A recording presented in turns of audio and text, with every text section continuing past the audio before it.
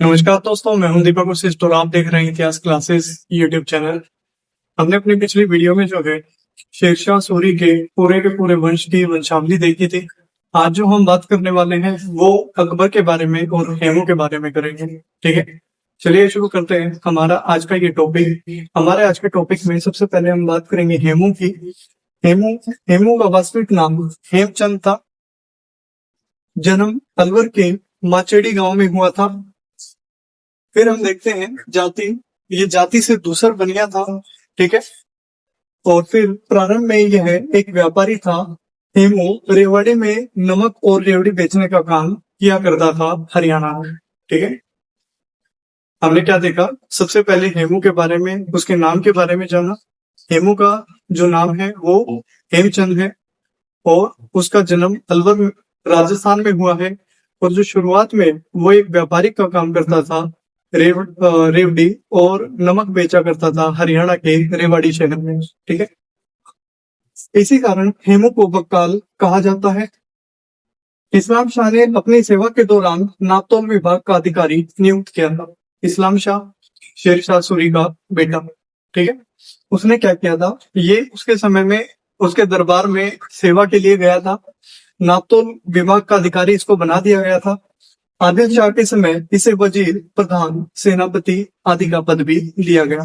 ठीक है, आदिल शाह कौन है, जो इसका मामा था और हत्या करवा दी थी इसके भाई की। ठीक है, किसकी, इस्लाम शाह के भाई की। फिर हम बात करते हैं, बदायूनी के अनुसार जब हेमू ने दिल्ली को जीता तो उसे आदिल शाह के साथ विक्रमाजीत उपाधि मिल गई थी। ठीक है, बदायूनी कहता है कि जब हेमू ने दिल्ली को जीता था तो उसे किसके द्वारा दी गई यह उपाधि, यह दी गई आदिल शाह के द्वारा। ठीक है, यह उपाधि धारण करने वाला यह 14वां शासक था और अंतिम भारतीय शासक माना जाता है किसको, हेमू। हेमू ने अपने जीवन में टोटल 24 युद्ध लड़े हैं।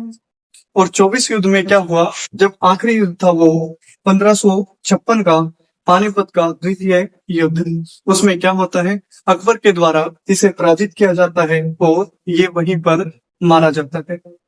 हेमू को भारतीय गौरव का अंतिम सूर्य भी कहा जाता है। इसके बाद जो होता है वो मुगलों का एक परचम लहराते हैं।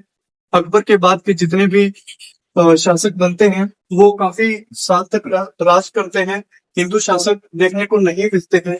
इसीलिए क्या कहा गया है, हेमू को भारतीय गौरव का अंतिम सूर्य कहा गया है। ठीक है, इसके अलावा अगर हम बात करें, अब बात आएगी अकबर की। 1556 में इसने अपना शासन शुरू किया और 1605 तक इसका शासन हमें देखने को मिलता है। जन्म 15 अक्टूबर 1542 को अमरकोट पंजाब क्षेत्र में हुआ था, राणा वीरसाल के महल में। ठीक है, फिर अगर बात करें मूल नाम, जलालुद्दीन मोहम्मद अकबर इसका मूल नाम था। नाम का अर्थ जो है अकबर का सबसे बड़ा माना जाता है और अकबर की मां हमीदा बानो बेगम यहाँ पर देखने को मिलती है। अकबर के प्रारंभिक 3 वर्ष चाचा अस्करी के संरक्षण में बीते थे। ठीक है, फिर अकबर ने अपनी मां की मृत्यु के समय सिर मुंडवाया था।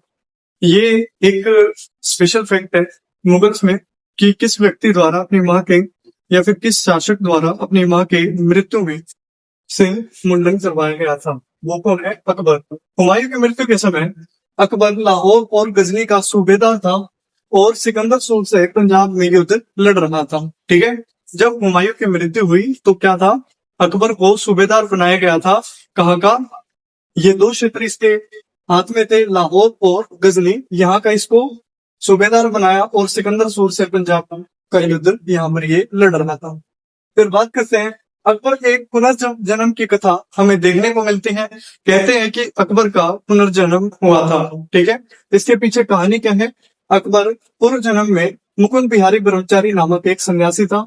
इसका उल्लेख मुर्तजा हुसैन बिलग्रामी की पुस्तक हादिकुल अकालिम में मिलता है। ठीक है, एक व्यक्ति है जो मुर्तजा हुसैन बिलग्रामी है, इसने एक पुस्तक लिखी है हादिकुल अकालिम। इसमें क्या है, पुनर्जन्म की कथा बताई गई है। कहता है वो कि अकबर एक मुकुंद बिहारी ब्रह्मचारी नामक सन्यासी हुआ करता था पूर्व जन्म में। ठीक है। अकबर का राज्याभिषेक की अगर बात करें तो ये 13 वर्ष 6 महीने की उम्र थी इसकी जब इसका राज्याभिषेक किया गया। बैरम खां के निर्देशन में इसका राज्याभिषेक हुआ था।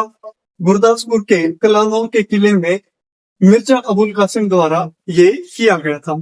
ठीक है। अगर हम डेट की बात करें तो डेट आती है 14 फरवरी 1556। फिर हम बात करेंगे विरोध किया गया किसके द्वारा।